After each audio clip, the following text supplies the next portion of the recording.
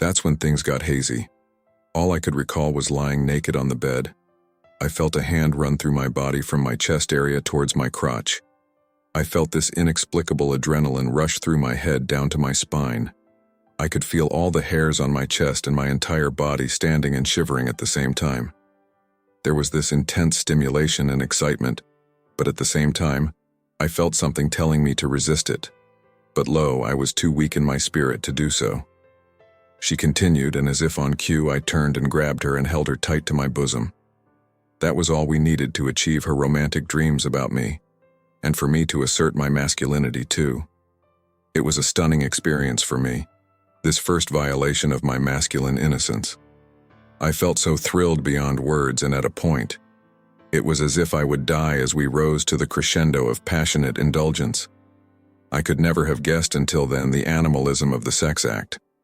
It was a complete negation of the finer feelings of reasoning and logic.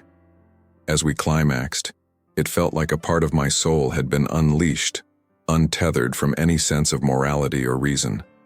A wave of indescribable dark feelings, akin to abandoning everything civilized and refined, washed over us, as we strained to a breaking point to extract a measure of passion from our gyrating loins.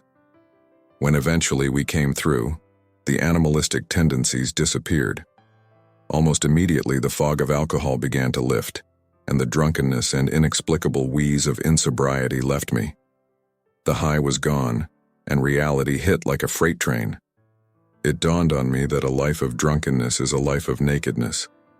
I stumbled to the bathroom and washed away the remnants of the night, but couldn't shake the feeling that something fundamental had shifted in me.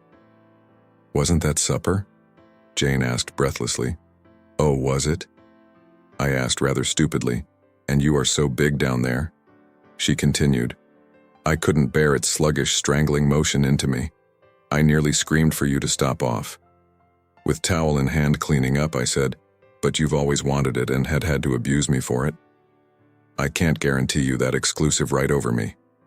I retorted, "Why? I discovered you. So, you are mine from now on," she inferred. "Don't be conceited, Jane.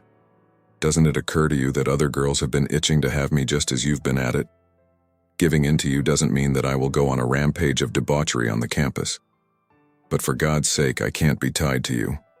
I have had my Christian faith to protect all these while and had resisted the temptations of the flesh, but I should hold suspect your possessiveness." She was left with no words to respond as she stood watching me in that nude state. Just then I moved over, grabbed her hands, cupped her bubbly boobs, and kissed her on the lips, and what happened next is not what you wish to know. Culled from the book, Spells of Irresistible Allure by King Evans. Available everywhere you read. Grab your copy today on Amazon, Google Books, Barnes & Noble, Abe Books, or at any major bookstore worldwide.